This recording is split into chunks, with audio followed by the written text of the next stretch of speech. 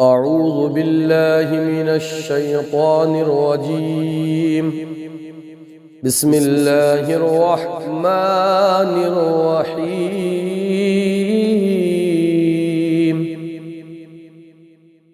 لإيلاف قريش إيلافهم رحلة الشتاء والصيف فليعبدوا رب هذا البيت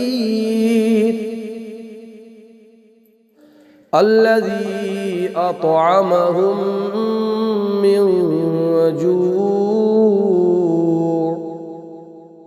وآمنهم من خوف.